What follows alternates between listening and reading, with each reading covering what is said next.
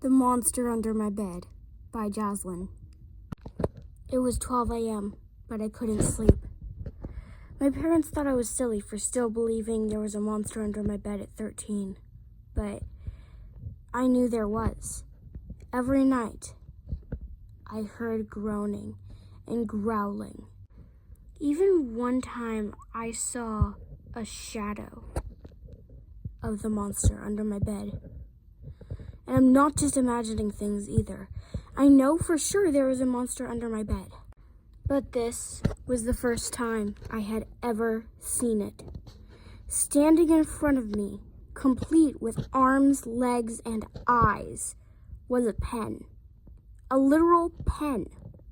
All this time I was afraid of a monster under my bed, and it was a sentient pen. Grrr! It said, hands on its hips. I looked at it. Seriously? You're trying to scare me like that? I watch creepypastas for fun. Oh. I didn't know that. It said, looking sheepish. So, you're like the monster under my bed? I asked, still weirded out. The pen sighed.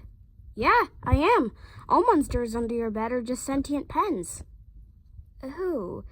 So, wow, that's interesting. I never believed objects could be sentient, but now, looking at this pen, I believed it. It was too real to be a robot or anything. So, why do you sentient pens hide under beds?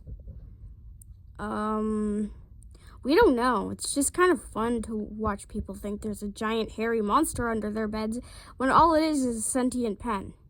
I laugh. All this time I thought it was a giant shadowy creature that was going to eat me or something.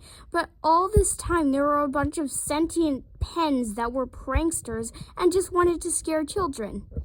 But what I am is hungry, it said before rushing out of my room towards the kitchen. If you know anything about me, anyone who tries to take my food is immediately an enemy.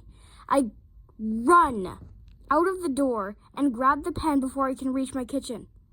Don't eat my food, I say, trying to sound threatening even though my voice cracked mid-sentence. It sighed. Fine. You're way too boring of a house owner. I'm gonna go, hold on. I am not a house owner. My parents are.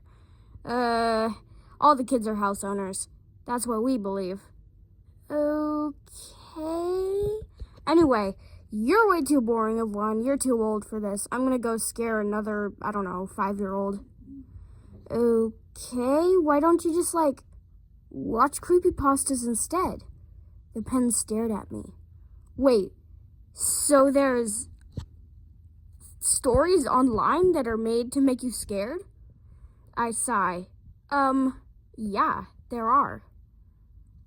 The pen stared at me some more. Yeah, I'm going to go find some right now. Then it jumped out the window and literally parachuted to the ground. I sighed. At least there was no more monsters under my bed, but if there is, now I know they're just sentient pens that really want to make 5-year-olds scared.